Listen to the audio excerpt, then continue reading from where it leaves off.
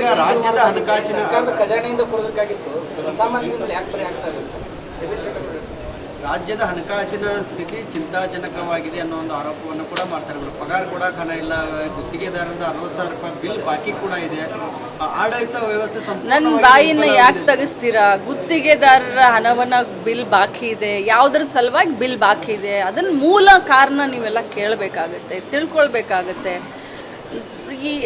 Scientific ಅದನ್ನೇ ಹೇಳ್ತೀನಿ ನಾನು. ಸರ್ಕಾರ ಹೋಗುವಂಥ ಕೊನೆ 6 ತಿಂಗಳಲ್ಲಿ ಎಷ್ಟೋ ಸಾವಿರಾರು ಕೋಟಿ ಟೆಂಡರ್ ಇಲ್ಲದೆ, ವರ್ಕ್ ಆರ್ಡರ್ ಇಲ್ಲದೆ, ಬಜೆಟ್ನಲ್ಲಿ ಘೋಷಣೆ ಮಾಡಿದಂಥ ಕೆಲಸ ಇವರೆಲ್ಲ ಮಾಡಿ ಹೋಗಿದ್ದಾರೆ. ಆ ಹೊರೆ ನಮ್ಮ ತಲೆ ಮೇಲೆ ಬಂದಿದೆ. ಅದಕ್ಕೋಸ್ಕರ ನಮಗೆ ಭಾರ ಆಗಿದೆ, ನಮ್ಮ ಬೆನ್ನು ಬಾಗ್ತಾ ಇದೆ ಹೊರತಾಗಿ ಕಾಂಗ್ರೆಸ್ನಿಂದ ಅಥವಾ ಗ್ಯಾರಂಟಿಯಿಂದ ಖಂಡಿತವಾಗ್ಲೂ ಇಲ್ಲ. ಇದು BJPಯವರ ತಪ್ಪಿನಿಂದ ಇವತ್ತು ಎಲ್ಲ ಕಾಂಟ್ರಾಕ್ಟರ್ಗಳು ಅಂದರೆ ತೊಂದರೆಯಲ್ಲಿ ಸಿಲುಕಿಕೊಂಡಿರೋದು. ಮೂಲ ಕಾರಣ BJPಯವರು. ಗೃಹಲಕ್ಷ್ಮಿ ಹಣ ಆಲ್ರೆಡಿ ಬಂದಾಯಿತು, ತಮಗೆ ಯಾಕೋ ನ್ಯೂಸ್ ಇನ್ನೂ ಬಂದಲ್ವಲ್ಲ? ಹೌದು, ಎಲ್ಲರ ಅಕೌಂಟಿಗೆ ಗೃಹಲಕ್ಷ್ಮಿಯ ಜನವರಿಯ ಕಂತು ಮೊನ್ನೆ ಎಲ್ಲರಿಗೂ ಹೋಗಿ.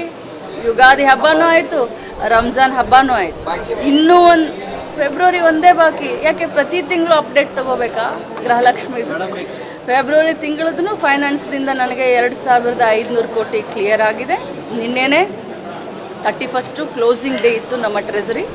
ನಿನ್ನೆ 2,500 ಫೆಬ್ರವರಿ ತಿಂಗಳದ್ದು ನನ್ನ ಖಾತೆಗೆ, ಅಂದರೆ ಮಹಿಳಾ ಮಕ್ಕಳ ಕಲ್ಯಾಣ ಇಲಾಖೆಯ ಖಾತೆಗೆ ಹಣ ಬಂದಿದೆ.